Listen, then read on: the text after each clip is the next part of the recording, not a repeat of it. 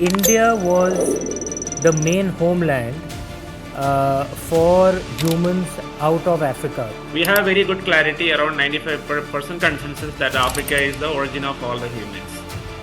How do they find out migration patterns from genetics? So definitely, even from the current population itself, you can get a sequence where the African genes are oldest. So a small group of an undeveloped region in Central Asia and the steppe lands came to what was the wealthiest land on earth at that time, and without any violence they overturned the entire culture and the entire language of Saraswati, and now everyone in the Indian subcontinent started speaking their language. Hi guys, history was a subject. There was a time when the only way to research history was through the study of ancient texts, and of course once archaeology developed in the recent past, that added to the value and the basis for history books as well. But increasingly over the recent past, over the last few decades, sciences are impacting our understanding of history as well. Genetic science, for example, is impacting history dramatically. Astronomy, the study of astronomy, is impacting history dramatically. And I can't think of a better person to explain many of the ancient historical debates of India than the guest that we have today, Jijith Nadumuri Ravi. He is literally a rocket scientist, very few smarter than space scientists from ISRO. We are delighted to have him. I'll do the honors and read his introduction first. Jijith Nadumuri Ravi, a former space scientist with ISRO, is the author of the book Rivers of Rigveda, focusing on the geochronology of the Rigveda with an update on the out of India theory. Jijith's book on the geography of the Ramayana, released in 2023, and his third book, The Geography of the Mahabharata, on Jan 2024, released in Jan 2024. At ISRO, Jijith contributed to the Chandrayaan-1 GSO LTO orbit design and the GSLV launches of D2, FO1 and FO2. Really smart guy. He founded the website Ancient Voice. It contains over 25,000 pages on the Mahabharata, Ramayana, Vedas and Puranas, and has ancient Bharatvarsha maps, analysis, articles, lineage charts, analysis of 16,000 plus nouns, data illustrations and paintings. Nalanda and Takshashila are sister sites of Ancient Voice, focusing on the Upanishads and Greek, Avastan and Tamil literature. Jijith was invited as a speaker at international conferences and presented more than 8 research papers and worked as a mediator and analyst for the dating of the Kurukshetra war. With expertise as an artist, he visualizes events from the Itihasas and the Puranas. Jijith founded the platform Dharma Digital with 100 plus self-made 3D digital talking holograms of Aitihasic heroes to promote Dharma using technology like virtual reality and artificial intelligence. Truly a modern age, Renaissance era man. Jijith, what an honor to have you on the Immortal India Podcast. Thank you for joining us. There are many who have got into history with a deep interest in the subject, but very few who are literally rocket scientists with the IQ of a rocket scientist getting into history. And actually the analysis and the insights that you have drawn out are fascinating. I was fascinated by your papers, by your book, by the presentation that you shared. So firstly, your theory, which is based on genetic evidence, that India was the main homeland for humans out of Africa, that when they moved out of Africa, the cradle was, most of them, actually they came to India, which is the southern route, and then from there they spread to the rest of the world, the rest of the earth. So therefore, outside of Africa, everyone's cradle is actually India. Can you take us through this theory, please? Yes. So we have, for example, human genetics, which is a very hotly debated topics. And like in any theory, there are fringe theories which says that there is a Homo sapien origin beyond Africa, but around 95% of the scholarship community, because of the thousands of evidences that we have got from the Y chromosomal study as well as the mitochondrial study, that is both the paternal lineage of Homo sapiens and the maternal lineages, which are carried forward through mitochondria as well as the Y chromosome, we have very good clarity, around 95% consensus, that Africa is the origin of all the humans. But not many people know what happened after the Homo sapien origin in Africa, right? So, in a general terms, the schools, the students study that, okay, everybody came from Africa, then the people are populated from Africa after reaching the other continents like Eurasia, Americas, and Oceania, etc. But there is a intermediate stage that is not getting enough attention. That out of the 3-4 different lineages that has been formed in Africa around 100,000 around 200,000 to 100,000 years ago, there was one particular strand of the Homo sapiens lineage which actually entered, like they were more explorers, like bigger explorers than the others.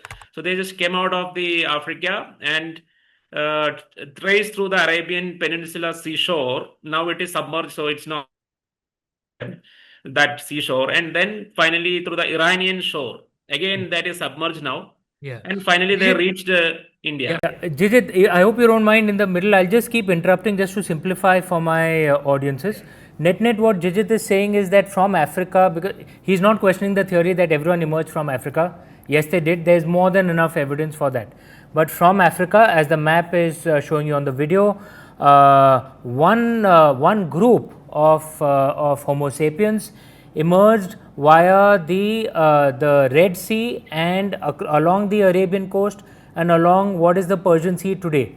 Of course, tens of thousands of years ago, this, because the sea levels were a lot lower, this was all land. So they didn't swim across the sea, they walked across what was land in those days and walked across those areas, all hugging to the coastline, and then came to India. Please carry on, Jijith. Yeah, so if you look at the modern map, they have landed into India around Gujarat area, but the Gujarat area, as Amish also mentioned, it is a little more wider than today, because a lot of coastal, a lot of submerged lands were actually the lands at that time. So they came, I mean, for a kind of simplicity, we can say that they entered through Gujarat, and once they entered here, they diversified into multiple groups. And there is one group which we can see in the map, which has migrated northward along the river Saraswati and Sindhu. Yeah. So there is a northward migration. Once again, sorry for interrupting again, Jijith. Gujarat coast spread out a lot further because the sea levels were a lot lower. So that was the area that they came in, and the Saraswati river came around that time, and they walked up the course of the Saraswati river. Yeah. So, for example, the river Saraswati originated in the Himalayas and drained into the Rann of Kutch, which is the northern part of the Gujarat. It was again kind of a shallow ocean at that time. So that was the geography, and from there is a northern group which migrated northward from Gujarat towards Haryana and Kashmir, that area. And this group, you can see, actually diversified, or migrated northwards, northwestwards into Iran and Central Asia, and finally reached every part of the Europe. So that is the western route from India, which is populating the western part of the Eurasia, or typically Europe, but of course included Iran and Central Asia. Then there is an eastern group, which basically the same people who entered Gujarat, they migrated along the shore southwards into Kerala, what is today Kerala, Tamil Nadu, Orissa, like that, and they exited through that Assam region, Assam or the eastern Indian region, and that migrated all the way up to the eastern Asia, that is China, Japan, like that. So these are the two exit routes. So in terms of just to clarify, sorry to interrupt again, Jijith. In those days, even Southeast Asia was one giant land. Remember, once again, sea levels were a lot lower. So they weren't small islands, it was actually one giant land. So it was easy to just walk all the way across, and that's how they spread out to the east. So India was the place where this group actually gathered, maybe took a pause, population grew, and then spread outwards, both west and east. Yeah, in terms of entry, chronologically, it is something like 75,000 to 50,000 years ago. They entered India. 75,000 to 50,000 years ago. Yeah, they entered into India, and exit is later than 50,000. So The eastern side slightly 50,000 to 40,000, like that they exited towards China and Japan. And that diversified. One southern route went into the Southeast Asia and then Oceania, that is Australia and New Zealand. Right. Whereas the western side, they exited around 45,000 to 35,000 years ago and populated this Iran, Central Asia and steppes, as well as to the all of the Europe. And from the, of course, it's a counterintuitive, but from the eastern side, the people who migrated towards Mongolia, Japan, they went into the Americas because that was again land bridge. Again land. So they went and populated. Yeah. What was the Bering Strait? That's what Jijith is saying. They would have walked up all the way to Russia. And remember, sea levels a lot lower. The world was different. 50,000 years ago, sea levels were a lot lower. That was land. They crossed over from land into Alaska and then walked down into North America and America. So yes, it is counterintuitive, but the Easterners actually migrated into the America. And if you are a Japanese or a Russian in the eastern side, they say that the United States is our neighbor. No, so it's that side. So yeah, that way the entire humanity got populated. If the world is spherical, then east ultimately becomes west. Yes. But okay, Jijith, this is a very interesting theory, and what anyone would, and this goes very counterintuitive or counter to everything that we've been taught till now. What is the genetic basis for this? Because history is very often theories based on interpretation of facts, but genetics is a science. So what is the scientific evidence to support the theory that you've just laid out? Yes. So there are, so this entire theory, including the African origin and the migrations, these are all actually part of a large study called the Human Genome Project. It was one of the biggest projects in the 20th century, something comparable to the Mahabharata critical edition creation, taking 50 years, Ramayana critical edition creation. So it's like a large number of people coming together, large number of intellectual with high IQ. And they have done these human genome projects by sampling thousands of. Some of those high IQ people were literally rocket scientists. Yeah, in a different field, of course. So they have done the sampling from every population in diverse populations in Africa, India, Iran, Central Asia, all over the Eurasia and different other continents, Americas and Oceania. And then they figured out this migration pattern. So there is no kind of anybody can muddle this data or anything. But of course, what they did, or maybe we can slightly accuse, is that they downplayed some of the findings. Like, for example, India is the hub of all the non-Africans. But so before that, if you can just explain, how do they find out migration patterns from genetics? Because there is the point of mutations and how old a mutation is. So if you can just explain that in simple layman's language, so that it becomes obvious which was the older part, which was the... Yes. So the simplest and the quickest way is that the modern genetics, so genetics sampling of the modern DNA of all the people who are living here, that itself gives a pattern. And a little more deeper if I go, there is two kinds of genetical material in human cells. One is the DNA. Of course, everybody know deoxyribonucleic acid, DNA, double helix structure. But it has got a male chromosome and female chromosome, like the chromosome that define the sexuality. Like so, the male chromosome, which we represent as this X, and then the female chromosome as X, and there is a male chromosome called Y. And the property of the Y chromosome, the male chromosome, is that it is inherited from fathers to son. So it is only the father who contribute the Y chromosome or the male chromosome, and it goes to the son, and the daughters are not inheriting like that. And there is a female, so there is an equivalent, something called the mitochondrial DNA. But the mitochondria is a kind of a very strange thing, because it is the powerhouse. It is the organelle, the part of the cell which actually generate energy. It's something like your transformer or the powerhouse inside your cell. And it is actually in a very ancient evolutionary biology, you can say that it is a separate bacterium which got a symbiotic relationship with the human the eukaryote cell, which means that this particular bacterium become part of your cell itself and started multiplying along with the human cells. So it's something like a kind of an ancient, very ancient 4 billion year old symbiotic, 4 to 3 billion year old symbiotic relationship of this bacterium. But its main purpose is take the energy and then generate, take the nutrients and generate energy for the cell. And this is called the mitochondria. And the important feature of the mitochondria is that it is inherited from mothers to children. So because of that, what happens? Both boys and girls inherit it from the mother. Yes.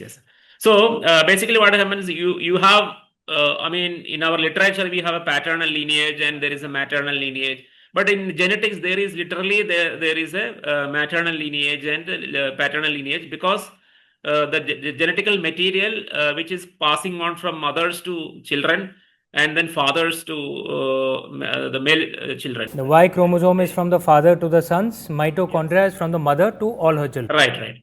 So you have a paternal lineage as well as a maternal lineage already expressed or inherent in your genetics. And once you sample the genetical material, that is the mitochondrial DNA as well as the Y chromosomal DNA of all the different samples, human samples from Africa to different parts of the world, including India, Iran, Central Asia, Europe, Americas, everywhere, then you can see a pattern emerging, because definitely this is all about information. So what is genetics is basically a kind of biological information. So you can see how this particular gene from one region to another region is slowly modifying, or it is called the mutation. So a same version of the genes, but there is a 0.01% of variation that you can see. And you definitely by studying the genetical material in the current population. Sorry to keep interrupting, but I have to for simplifying it for my audiences. Essentially, guys, a mutation means that the gene expresses slightly differently, right? So the fact that our hair is black, someone else's hair could be blonde, is a genetic mutation. Now, you can actually see how old that mutation is, and if you have blonde hair, chances are you have someone in your ancestry who also has blonde hair, and then there was some ancient time when that mutation happened. So then all their descendants have that gene which can express or not express. And whatever the oldest mutation was, then you can say everyone is descended from that person. This is in simple terms. Jijith, correct me if I'm wrong. This is in simple terms how they classify how old a mutation is. Yes, right. So you can just like your document, any kind of document, Word document, which keep on edited by a large number of people. So you can always know which is the oldest version to the newest version, and the version history tells you like that this is how the things get branched off. No, so similarly, this is actually a piece of information. So the human genome is a piece of information, and it is keep on getting versioned and branched off like any kind of information we have. So it is a basic information theory, but operating in the field of biology.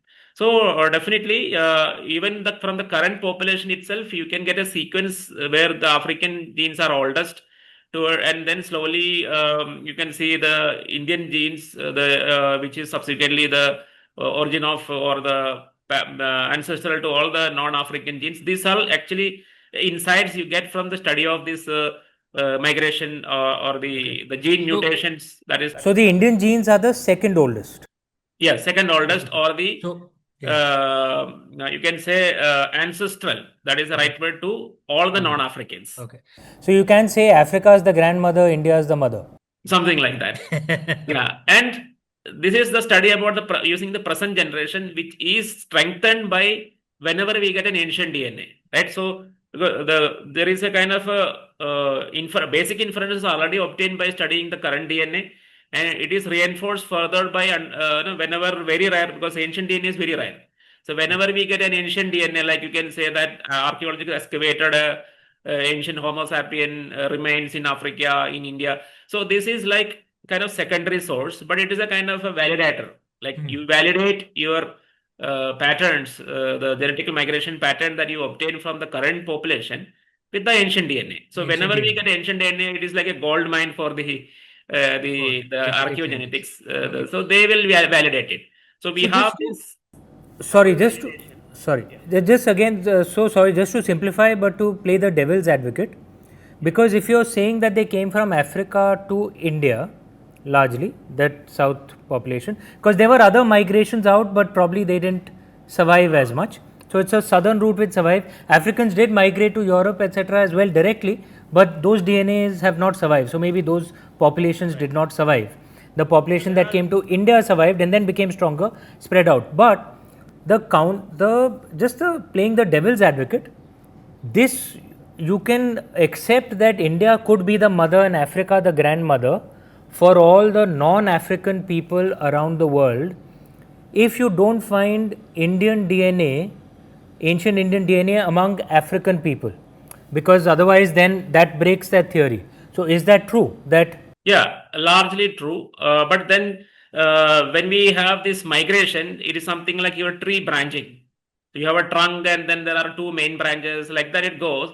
Sometimes in very rarely, but one tree branch, like the fourth level, fifth level sibling branch can return back to your, no, something like a branch which is heading downwards. So there are that certain won't be like ancient DNA. So there are like, for example, migration which has come from India to Iran and then to Egypt, and from Egypt it has gone to Morocco, Algeria, like that. So that, but this is very distinctly we can very clearly distinguish it from an ancient DNA to the new DNA. So of course the genetical branching, it has a potential to remix, and I will maybe subsequently I can talk about that. And you also mentioned about the alternate routes. So whatever route we are talking about is the most dominant route called the southern route. So which is like the grazing the coastal Arabia and coastal Iran and leading to India. But there is a Levantine route or the northern route where no, there was attempts to migrate to that route through Israel. I mean, the best word to say is Israel. Levant means people may not understand, but through whatever is today Israel, there was a migration. But it was an earlier migration. Directly towards Europe. From Africa to for this southern migration, it's a younger migration, and it is called successful migration, which is 75,000 years ago. But the northern migration is older than 100,000 years ago. But what happened is that these people, there are multiple theories about it. The people who actually were the greatest explorers who migrated through the Levant, they didn't continue to create their descendants. So there are two theories. One is they got absorbed into the Neanderthals who were dominant at that time in the Europe. That is the most likely theory. And another one is that they got completely destroyed. They completely got diluted or destroyed by the Neanderthal. So of course, there are a lot of theories about Neanderthals coming and entering into our genetic material, but the reverse also happened, where the Homo sapiens were outnumbered by the Neanderthals and completely got absorbed or annihilated. So that happened in the Levantine. So there is. Could it also be, Jijith, sorry, just to clarify, could it also be that because they'd come from Africa, which was warmer, wetter, and even from what I know, even the Sahara region was warmer, wetter in those days, and then they went to Europe, which was very cold and very tough, a very tough situation for very tough climate for those who'd come from Africa. So they found it difficult to survive. But if they went from Africa to India, which is also warm and wet, it was kind of similar, they could survive. And India was somewhere in between. I mean, because if you went to the northern areas, it could get cold in winter. So they had a few thousand years to adapt to a new atmosphere. Is this a logical thing that India was like a middle ground? It's not, it gives a hot, wet climate like Africa, but also gives a cold, dry climate in the winter. So you adapt. Then from there you can survive in Europe. If you go directly to Europe from Africa, you don't survive. This is perfectly aligned, because the Neanderthal was heavily adapted to the very cold climate in the Europe. Very hairy. You have suddenly large number of people coming from the Africa towards Europe. They got completely shocked. Climate was against them, and there are already dominant human species there. Whereas India, as you rightly pointed out, when you come through the Gujarat, it is almost similar in the climate to Africa, North Africa. And as you go to Himalayas, it's as called as Europe. So you have the ability to adapt yourself. And you are right, very right, because the people who are migrated through Saraswati to the north, they had some stay in the Punjab and Kashmir region, which was even colder than today. Yeah. It gets a kind of a training or a kind of adaptations for being able to survive in a very cold climate. In a cold climate, because in India in summer and our monsoon season, it's hot and wet, but in winter it's very cold and dry. So every year you get a practice session. Correct. Actually, yeah. And whatever you mentioned is absolutely right. Some of the kind of lineage, like R, the lineage, micromorsable R lineage, it is a parent of all these European lineages. It's originated somewhere close to Kashmir. Because of that cold climate have primed that particular lineage to be adapting to the low temperature. And some of the temperatures in Kashmir is one of the coldest in Eurasia, like Dras Valley, where temperature dropped to minus 40 degrees, etc. So they have withstood those kind of temperatures. And then they are migrating northwards to Central Asia and then to Europe. And this time they are equipped with that capability. And then this particular population actually completely destroyed the Neanderthals, either by total annihilation or by absorption. So that is how another wave, this particular wave of Homo sapiens. Absorption, just to clarify, essentially, matlab they intermingle, they have children. Intermarriage. They intermingle, they have children, but the Homo sapien genes are stronger and they survive.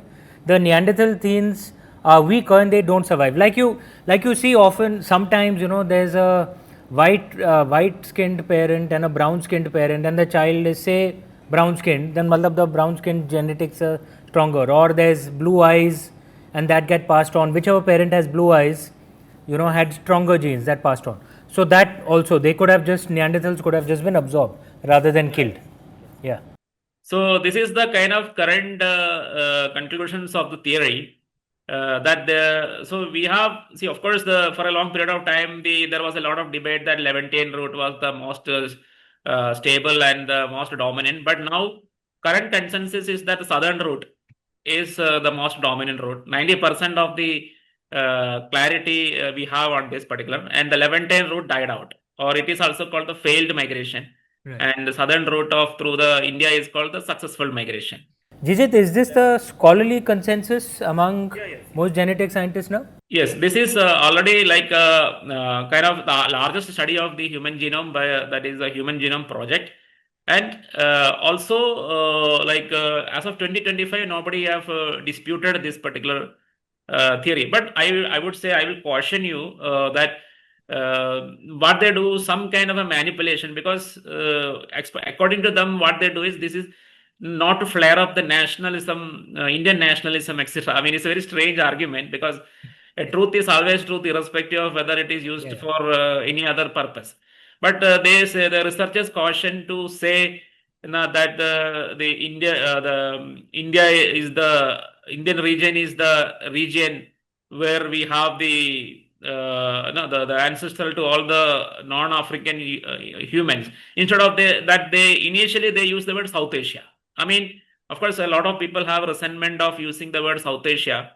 But this is how they mask the word India out of it. Now, you can say Indian subcontinent, but they will use the word South Asia or some other words, so that this particular information that actually get the attention of Indians is masked, like little bit masked actually. Yeah. And if you see some of the maps, they will say, instead of putting the origin of the migration towards Europe into somewhere near Kashmir, they will put a little bit northwest into the Central Asia, etc. Some kind of what I would say, manipulation they do on these particular maps. This is what I am saying. I mean, and if you question them, they will say that we don't want to flare up the Indian nationalism. So that's what No, true. I mean, I think the approach has to be, one has to approach the truth calmly, because then one could argue that then the out of Africa theory could flare up African nationalism. that's not, those aren't factors that should impact what the genetic science is clearly showing as the truth. And this was 50,000 years ago. No one is saying that there were nations at that point of time, and therefore, and there was, and that everyone is a descendant of. I don't think Kenya is claiming ancestry of everyone across the world because of what happened 100,000 years ago. It's just the truth. I mean, right. It is a right approach, because the concept of Bharata, if you look at, it is coming from the oldest king, the Bharata, who is mentioned as a early Rigvedic, a king who is pre-Rigvedic in the Rigveda itself. So from that onwards times, we can say that there is a concept of Bharata. But beyond that, we will not actually. It's not also right to claim that in 50,000 years ago we have that national consciousness. But definitely, it's a kind of a fact which, whether you put it in whichever way, it is a truth that the two branches, that is the Eastern Eurasian and Western Eurasian, have its origin in India. So that is undeniable. But then, Jijith, just, in terms of, a few things that strike up straight away, that if this is largely the scholarly consensus, certainly in the scientific area, why has this still not come into the public consciousness and in historical studies? Why do you think that is? That is primarily because there are certain, like within the genetics also, there is some kind of a politics that is being played out. So one is that, for example, we can see it in the wording itself, right? So the word Indian subcontinent, that is now replaced with South Asia, etc. So of course, unfortunately, there is some politics involved into this human genetics studies, and more or less the research currently, the hotter debated topics within India is the linguistic migration and genetic migrations. Of course, they try to mix together this linguistic migration and genetic migration, and want to create a narrative of an Aryan invasion into India, etc. And this is still. But Jijith, sorry to cut in. Now even the Marxist historians are saying it's not Aryan invasion, it's Aryan migration, because they haven't found enough evidence for invasion. So even the Marxist historians, even Professor Romila Thapar has admitted that it's more Aryan migration, not Aryan invasion.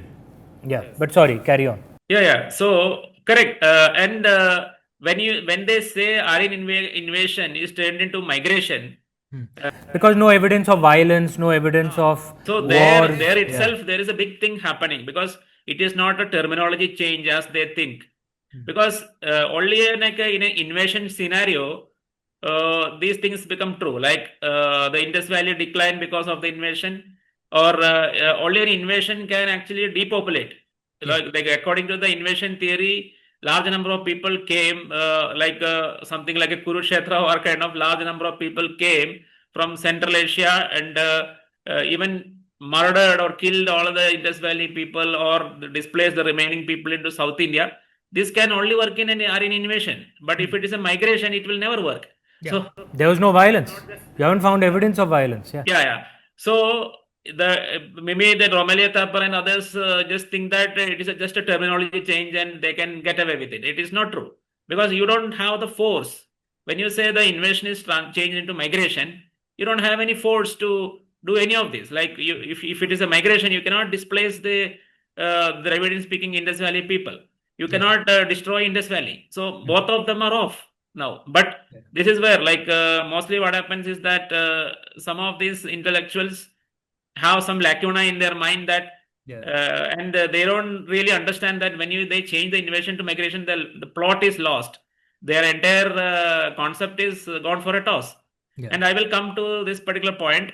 Yeah, just to draw again, for the simplicity of my, sorry to keep interrupting, just to make it easier for my audiences, because they won't have the background that you have in this subject.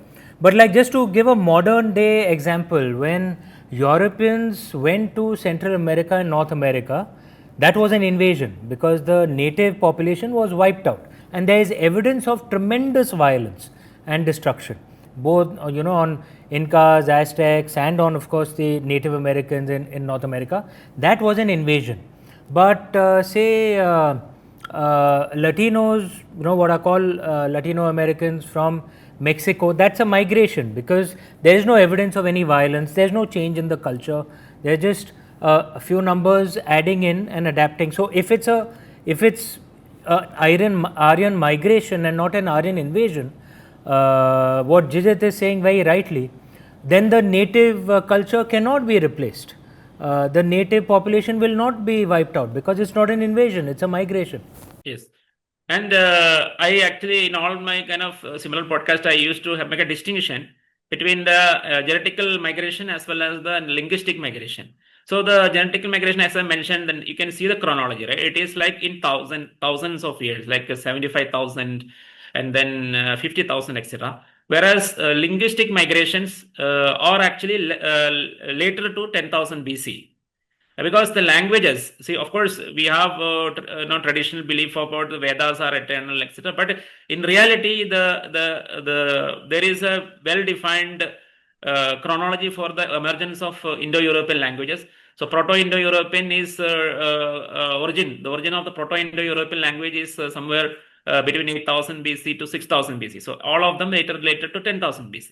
So we don't have any contest to the idea that the Vedic language is a daughter language of the Proto-Indo-European. We don't dispute that. But only thing we actually insist is that out of all the different daughter languages of the Proto-Indo-European, the Vedic language or the Indo-Aryan continue to stay inside the Saraswati Sindhu region.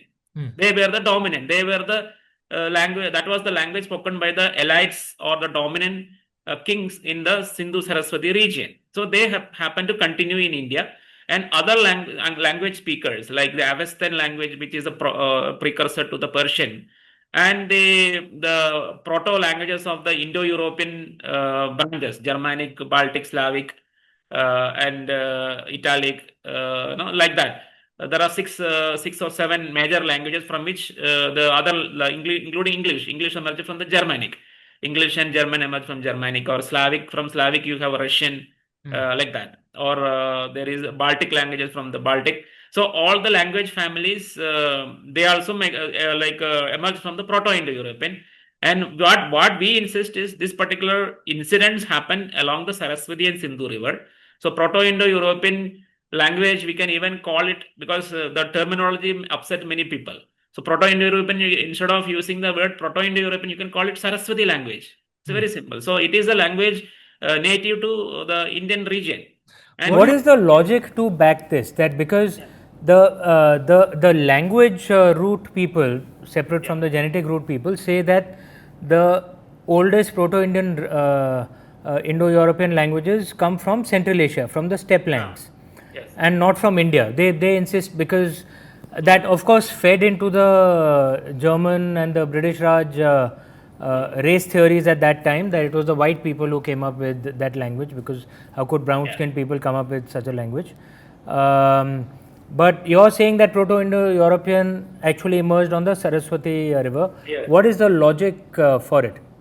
Right. And not in Central Asia, but in the Saraswati river, in the Indian subcontinent, at the Saraswati river banks. This is like, this is what, despite all of these studies that we have done on the genetics, we have, and all the hype around that certain like genetic migration can be conflated with the linguistic migration.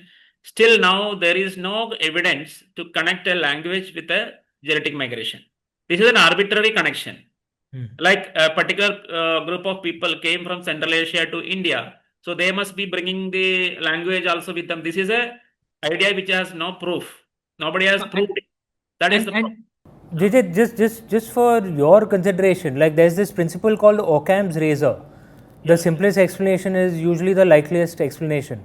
So if even the Marxist historians are saying there was no invasion, and there was a migration, so a small group of an undeveloped region in Central Asia and the steppe lands came to what was the wealthiest land on earth at that time, and without any violence they overturned the entire culture and the entire language of Saraswati, and now everyone in the Indian subcontinent started speaking their language. It's a bit like saying that America was speaking English, and a few Moroccans came there. Maybe you're such a small number that it didn't have a massive genetic impact. And within just 100 years, America forgot English, and all of them started speaking Arabic. Correct. Yes. And without any violence. Right. How does this make sense? Yes. I can elaborate a little more about it because there are very solid arguments. For example, the river names.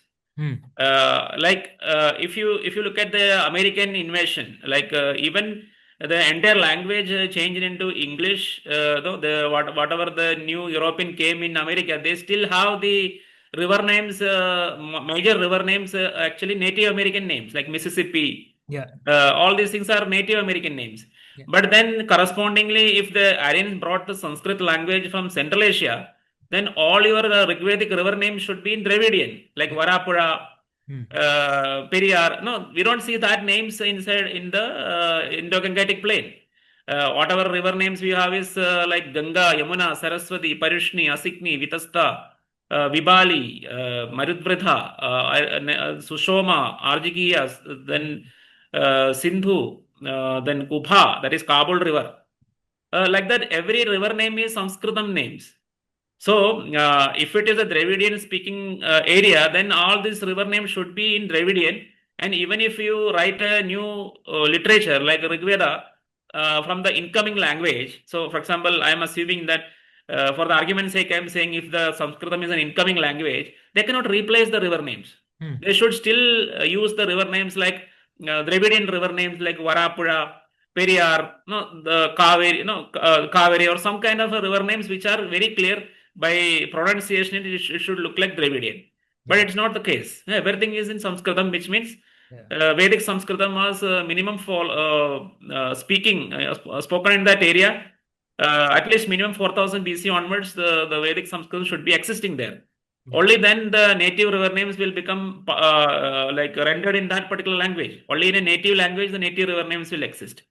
Because it takes that long to, because in those days, pre-mass communication, changing the name of a river, and everyone across those river banks knowing that this is the new name, it's not so easy. It happened over centuries, which is why America still follows Native American names. Even after a very disastrous near total invasion, still the river names are in Native American language. So we are saying only a migration happened. That means a very low intensity event, a very low intensity foreign incursion into in this region cannot replace anything. It cannot replace all that happens. If you look at the natural flow of things, it will just absorb the genes, nothing else. So incoming genetic material will be absorbed, but nothing else will happen. The theory also says that that these foreigners, Central Asians, came around 3,500 years ago. Right. And they came with Sanskrit. So if there are Sanskrit terms, Sanskrit things that you find older than 3,500 years ago, that also blows holes in that theory. Correct. That is where I am coming now. We have two evidences right now as we speak in 2025. Two different research areas. One is the research about the presence of pole stars in our literature. So we have the early Rigvedic literature, or the early Vedic literature is the oldest literature we have. So in most of the this oldest literature, Rigveda included, we have mention about a very stable pole star. And when you look at, we have a period of very stable pole star in the 4000 to 2000 BC period. Sorry, I'm so sorry to interrupt again, just to clarify for my audiences. Guys, pole star is, at least in the northern hemisphere, is the North Star, which is used for navigation. Because that remains stable. The other stars, as the Earth rotates, etc., the skies change.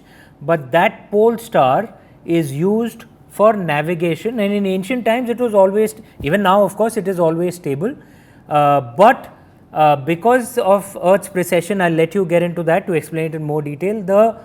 The exact pole star that is the pole star actually changes. So right now the pole star is Polaris. Earlier it was Puban. So go ahead. So I will first explain, as you said, give a background, that the entire history of humanity, we have two successful pole stars.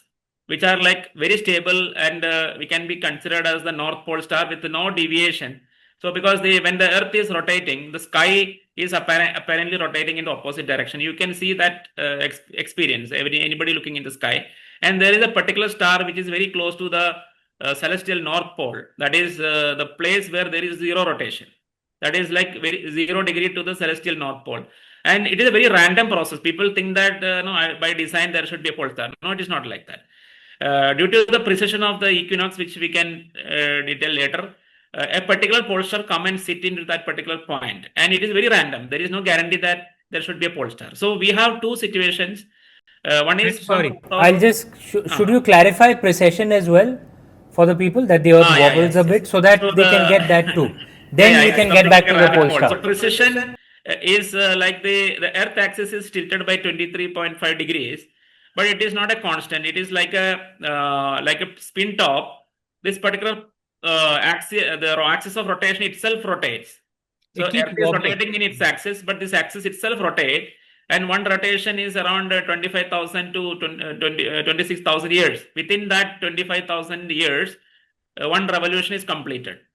So what happens, the Earth axis vector, that is the direction in which the Earth axis is pointing to, it may point to a particular star, and that star becomes the pole star. And after some thousands of years elapse, it may point to another star, because Earth is something like a spin top which keep on changing its this axis of rotation. Yeah, and that phenomenon is called precession. This phenomenon is called precession. So at any given point of time, the axis can point to any given star, or it can point to void, nothing. It can point to nothingness. So from 4000 to 2000 BC, that period you have a very stable pole star, because the Earth's axis, rotation axis, is pointing towards the star called Thuban, which is one of the stars located in a constellation called Draco. And the Draco constellation is well known in our ancient texts called Shishumara constellation. So you will be like reading in many ancient texts, not restricted to one text. They will talk about Shishumara constellation. They will talk about Dhruva Nakshatra, inside the Shishumara constellation, and that is the Draco, because we know that the Shishumara, the constellation, we have translated it to the Draco constellation. That we talk in English or in the European astronomy, it is called Draco constellation. It's a dragon-shaped constellation. And Shishumara is also dragon-shaped constellation. And on the tail of the Shishumara, you have the Dhruva Nakshatra. And so these are all recorded as stories. Of course, a lot of astronomy is recorded as stories. So you have a Dhruva Nakshatra, all these things. And this information about Dhruva Nakshatra, we are having in older texts like Vedic corpus, like Vedas, and then Brahmanas, Aranyakas, Upanishad. So that Vedic corpus, you have the, or even more important, Vedanta Jyotisha. So there is a kind of references to the Dhruva Nakshatra being the constant, very stable nakshatra. And this period astronomically it correspond to 4000 to 2000 BC. And we have another set of texts which are subsequent to the Vedas, like Mahabharata, where it says, there is a famous quote from Bhishma that even Dhruva is changing. So there was a period in which the Dhruva Nakshatra lost its position. That is, Thuban lost its position from the because of precession and the Earth wobbling. Due to the precession, because now the axis after 2000 BC, the Earth's axis slightly shifted, so that it no longer point to the Dhruva Nakshatra. No longer it is pointing towards Thuban. So that is the period when Mahabharata, Kurukshetra war, everything occurred. And even the Vedanga Jyotisha's actual evolution period, even though it makes references to Dhruva being constant, but it makes statements that currently Dhruva is not constant. That kind of statements that the Vedanga Jyotisha makes. So including both Vedanga Jyotisha and Mahabharata, actually they are authored in a period when the Dhruva Nakshatra lost its position as the pole star. That means the Thuban no longer become the pole star. It have more than 2 degrees of shift from the positional shift from the actual pole star. And you get a new pole star, you have to wait up to 500 CE in the Gupta period. That is when the Polaris become the new pole star. So today, when you again look in the sky, you will see another pole star, but this is not the same pole star mentioned in our ancient text. So nobody will claim that Vedanga Jyotisha is authored in 500 CE. in Gupta period, because everybody agrees the Vedanga Jyotish is older than Guptas, older than Mauryas, and very close to the Vedic period. The word itself, Vedanga Jyotisha, means that it is a Vedanga, means it is a support, it is an Anga of the Vedas. So it has to be later to the Vedas, but older than the Guptas, Sungas, and Mauryas.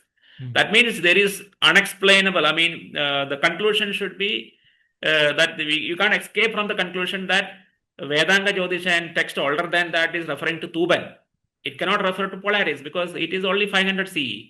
Correct. After Christian era. It has the Polaris become a pole star only recently. That is, recently means in 500 CE.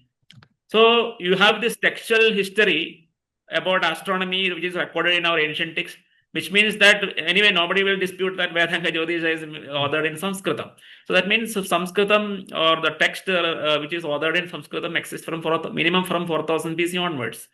And that is a very important evidence against the migrations from Central Asia bringing the Sanskritam in 1500 BC. Because already Sanskritam is there. For that you have astronomical evidences. Correct. So the and second they evidence wrote this text at least, between 4000 BCE to 2000 BCE, not in 1500 BCE, which is 500 years later, when this celestial phenomenon could have happened in the sky, and it was written in Sanskrit, and it is there in the Vedas, in the oldest mandals of the Vedas, which is the 6th mandal and the 3rd mandal, if I am not mistaken.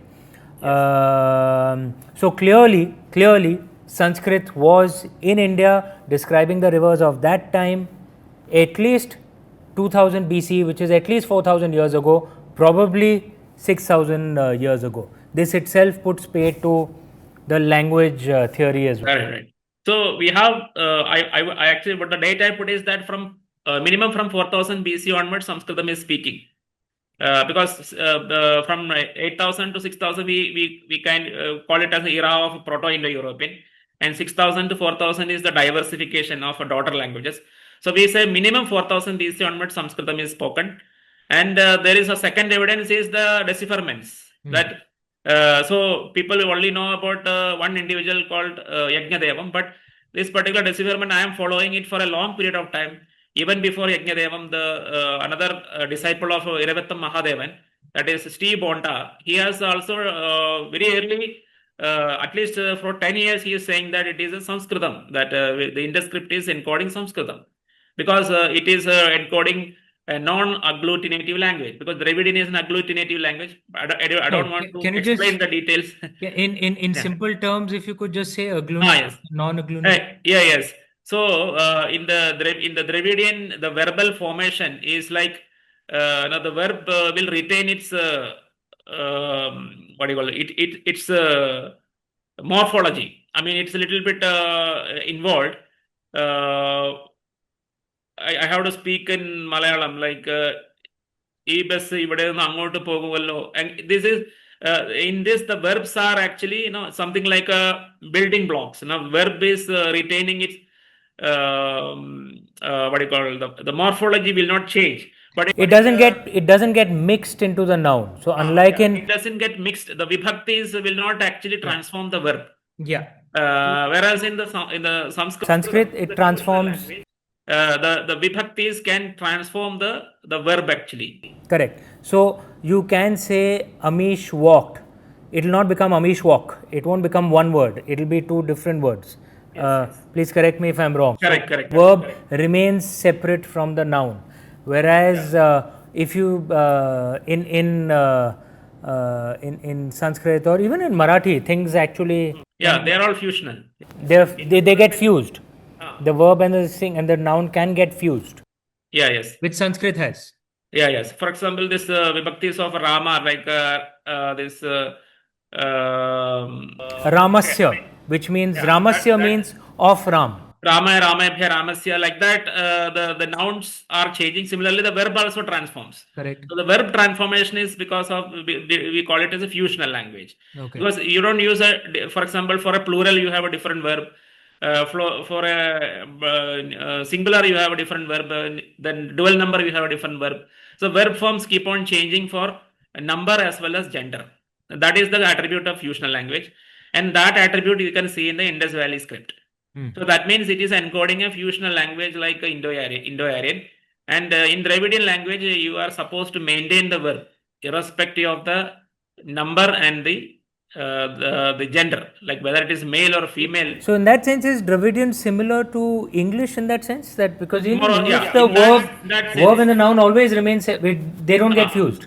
Yes, is some slightly similarities there with the English language, but English language itself originally was a fusional language, which was got transformed into the current form.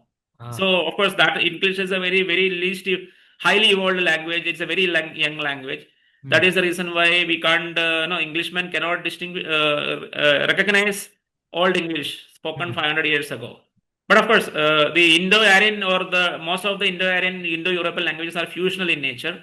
The verb will keep on changing based on the who is the subject, who is speaking. Like when Sita says something, then the verb is take a feminine form, and when Rama talks, it's a different the male form. And if it is a dual, Rama and Lakshmana both are telling it, then the verb is changing again. Dual number comes into play. So this is the same thing Steve Bonda have recognized, that it is the same kind of morphology is in the Indus script. And this Yajnadevam continued that study further from the Steve Bonda, and then he is now given that full decipherment of the entire Indus corpus, and we get a lot of names of kings, Rajas, and some of them are traceable into Rigveda and other Vedic text. Then even Rudra is mentioned. Very importantly, a lot of Indus script decipherment currently done by Yajnadevam. You have the deity, the main deity as Rudra, and that I am very much now remember Amish trilogy, his trilogy, where he is very correctly placed Rudra in the IBC area. And at the beginning of it all is always Lord Rudra. yes. So Rudra, see, I was even talking about with Yajnadevam, where is Vishnu, and he said very rarely it is there. Different names of Vishnu, not directly as Vishnu, but it is there. But Rudra is everywhere in the Indus script. You can see the Rudra and that. Anyway, ultimately what I'm saying is, then this is another evidence, right? Of course, it is a kind of currently a proposed one, and then you will have a lot of any new theory comes in, then you have a lot of back and forth to people. As there should be. That's a process of research. People should question, and a thesis should be defended. That's fair. So at least we have two different streams of research, which is just emerged in the first quarter of the 21st century, from 2000 to 2025 onwards. One is on the astronomy and the astronomical reference to the pole star recorded in our ancient texts. Another is the Indus decipherment itself. So even if one is off, the other one is still there. So, but jointly, when you look at it, now there is no scope of Aryan migration. Even Aryan invasion is gone already. Romalia Tapper herself, or even Michael Witzel, or other Hegarty or Reach, nobody is telling about invasion, but the migration itself become questionable now. And earlier invasion was downgraded to migration. Now it's questioning whether the migration itself happened. But there's one thing, and there are some who say that there was an infusion of, and migrations did happen into India. But you're saying that is independent of language and culture. Correct. Yes. Okay. Yeah. I will now come to that most important point. So this is where I say it as a out of India theory 2.0. Just like inspired by the way we name the software updates. So this is the out of India theory 2.0. What it says is that it doesn't deny the last waves of migration from the Central Asia to India. So what we are saying that the major tree trunk of the genetic migration from India to Central Asia, it has happened 75,000 to like 50,000 to around 35,000. That major R genetic lineage by chromosomal R gene lineage has gone to Central Asia, steppes and Europe, etc. And just like a tree branch, sibling branches can come back. So you have some sibling branches coming back to India, and it has happened 2-3 times. Like one is a branch called this R1A that has come from Central Asia to India, and then again another branch went from India to Central Asia. So this is not something like the Aryan migration people say like the one-time activity happen. No, it's kind of a churn that is keep on happening where the one major branch goes there, then a sibling branch comes there, come back to India, and then they get modified and go back to Central Asia. This is because there was a lot of give and take between India and Central Asia from who knows, thousands and 10,000s of years. So it happens again and again. And the last wave, now they arbitrarily say that this last wave of R1A1, R1A1A1, that is the last wave which came from Central Asia to India in around 1500 BC. So they say later to 2000 BC, but when you dig deeper, they say between 1800 BC to 1500 BC, there was one wave migrated from Central Asia to Northwest India. They were in Swat Valley, and then finally they reached Indo-Gangetic Plain and spread all over the Indo-Gangetic Plain. And they simply said this is where they brought Sanskrit language. But which is disproved by showing ki because there were Sanskrit words and texts 6,000 years ago. So that is thrown out of the window in any case. But how do you explain this?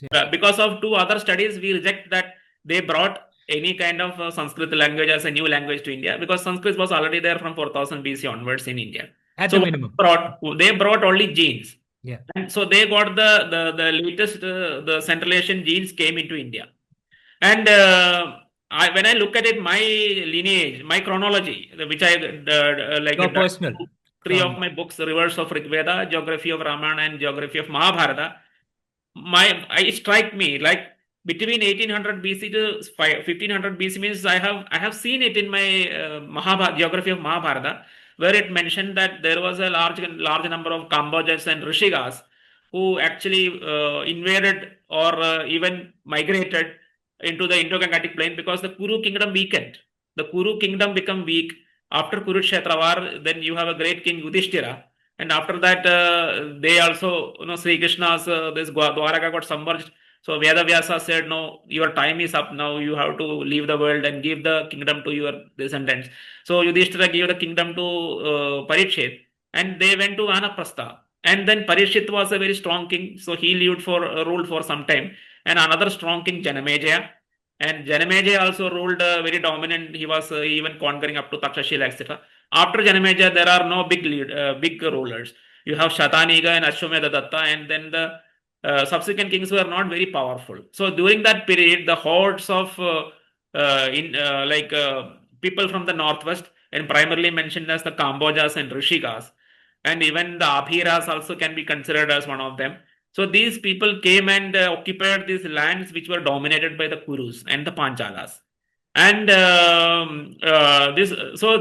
this particular timing, like 1800 BC to 1500 BC, in my chronology, it is later to Kurukshetra war. My date for Kurukshetra war, which I endorse, is 1793 BC by Dr. Ashok Bhatnagar, which is an astronomy-based date, which is well corroborated with the archaeological range by Dr. Sanjay Manjul, who is the joint director of ISI. The other one also is another joint director of the Indian Meteorology Department. So they are veterans in their field, one in astronomy, another is in archaeology. So they are giving a date between 1800 to 1700 BC in archaeology, and within that 1793 BC in astronomy, which I put as a Dyaus Dhara consensus. Dyaus means sky or astronomy, Dhara means earth or archaeology. So this is a stable date, and then this particular genetic migration from Central Asia, I can interpret it as a migration of the Kambojas and Rishigas. And they are indeed mentioned in the Mahabharata that they, after the Kurukshetra war, they large number of they came and migrated and populated the northern Indo-Gangetic Plain. And later historical records say that Rishigas were there even in Narmada, southern Rishigas. Yeah. So these are people who could have gone earlier abroad and then they have come back. So does the genetic record say that? Because the Mahabharata does mention Uttar Kurus, etc., who were supposed to be from Central Asia, who were because they were Indus Valley, Indus Saraswati type sites found also in Central Asia. There were trading routes set up till there. So and what we see in genetics, which is like even when the languages were never born. So all the languages that we know, they are all later to 10,000 BC. But in the genetics, when you look at, there are branches main branch going from India to Central Asia, sibling branch coming back to India, then that sibling branch, one sibling going to Central Asia. Again, the last wave of the people coming, the sibling coming from Central Asia to India in 1500 BC. It means that there was a give and take between these two regions, right? Yeah. So there will be something happening, like sometimes there will be trade happening, or the people are considering this as a continuous area. So this is happening quite often. So even in recent times, Jijith, because we see the Turks as invaders, but the Turks converted to Islam quite late. They were actually Buddhists. Yes. I mean, what we call the Delhi Sultans, Mughals, they were all Turks. They were they came from Central Asia. And you find the evidence in their words. So their word for a murti, idol, the Turkic word is But, which is actually from Buddha. They were Buddhists. Or their word for iron is Temur, which, many ancient languages, the word for all metals used to come from what was the first metal they used, which is copper. And the word for copper in Sanskrit is Tamra. Tamra, Temur is actually quite close. So they were clearly, there was an influence, and then they converted, and then they came back as invaders. Yes. And this is spoken of in ancient texts as well. Right. So even when you look at the genetic studies, so because we don't have any literary counterpart for the whatever is happening in the 50,000 BC to 35,000 BC, where this give and take, this main branch going and sibling branch coming, everything is happening in this period. And in 22,000 BC also there is a give and take. So these are not unique events, is what my argument is. And you cannot arbitrarily put one language onto one of these multiple migrations of back and forth. You cannot put one last one as saying that this is what linguistic migration. So that is where the entire correspondence between the genetic migration and linguistic migration, they are getting an error. There is an erroneous pattern matching that is happening here. So of course, in the absence of any evidence, we will accept, okay, we don't have any other evidence, so we will accept, okay, this last migration in 1500 BC brought Sanskrit. But now the situations have changed. We have at least two different fields of studies which shows that Sanskrit is existing here in the northwest India in 4000 BC. So both genetics and the study of the skies, which clearly put dates, Yes. So even if you don't agree about Indus script deciphered as Sanskritam, which is, which for anybody with logic, they accept it. But even if your argument said you don't accept it, but you can't deny the study about astronomy, where the pole star, everything is there. Nobody can make it up because this is a very well-known fact that there are only two stars. One is the Polaris and the Thuban, who became pole star in the last in the Holocene period. Right. So we can't make this. Nobody can make this up. It is recorded in the text, means you have to accept it. Yeah. So the way I see it, Jijith, is essentially theories, particularly in the humanities space, which aren't always as science-driven, unlike mathematics or genetics. Theories are essentially, it has to be something which matches the facts as we know them today best, right? And I think one thing that's very clear with the evidence that you have put up, that India being a hub for the out of Africa migration 75,000 to 50,000 years ago, and then it migrating out of there, and then humanity migrating out of there, Homo sapiens, and language being here prior to the so-called Aryan migration, Sanskrit being here prior to the so-called Aryan migration, and that there would have been out migrations and in migrations from the steplands and Iran to India and back. This theory actually matches up to the facts as we see it today best, rather than some Aryans, so-called Aryans came 3,500 years ago and without any violence just overturned the culture of the wealthiest land of the time, which makes actually no sense. And somehow then these barbaric, so-called barbaric stepline people calculated precession by themselves and wrote back texts to confuse people 3000 years later that actually no. That makes no sense. Yeah, the fact that Sanskrit probably and Proto-Indo-European language was probably at the Saraswati River. It probably emerged here, and there were in migrations and out migrations with steplands and Iran to India and back. Probably makes the most sense. Yes, and we are not denying the out of India 1.0. We are not denying the migrations, right? We are accepting it. Yeah. That there is a back and forth migration from India to Central Asia to India.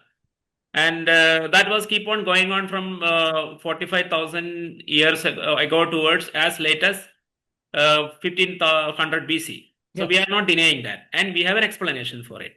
And explanation is that they brought genes, but they didn't brought language. Any new language, they didn't bring it. And there's a logic to those genes coming. If there's a cataclysmic war which wipes out disproportionately the male population in any space, then it's kind of logical that, like it happened with Khasis, with so many others, that I have kind of the reason of mixing.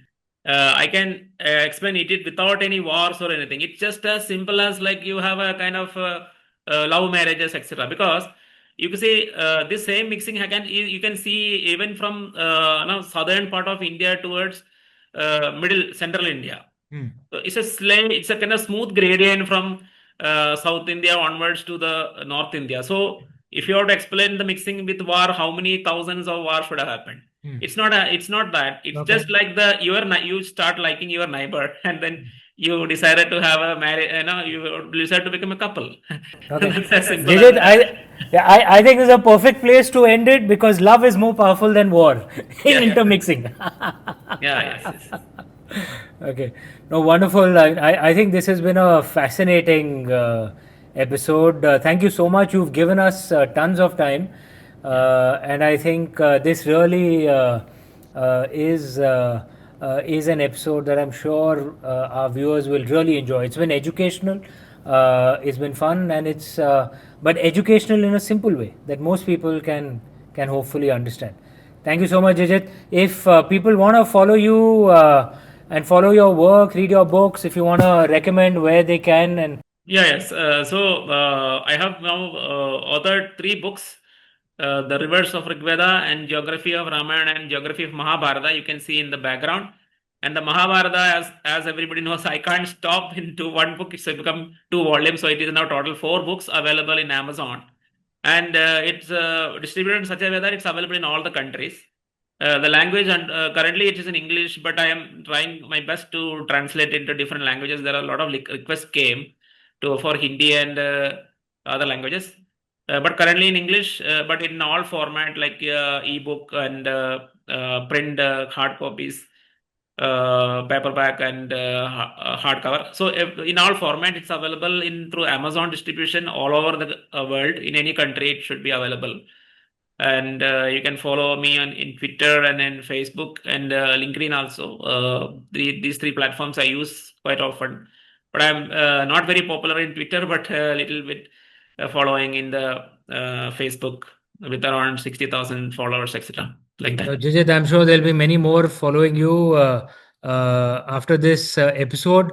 I'll certainly share it everywhere. It's been fascinating. Guys, very rarely do you have someone who's an ISRO scientist giving you insights on history. Do check his books out. They are fascinating. Jijith, thank you so much. It's been a wonderful discussion. Thank you. Thank you.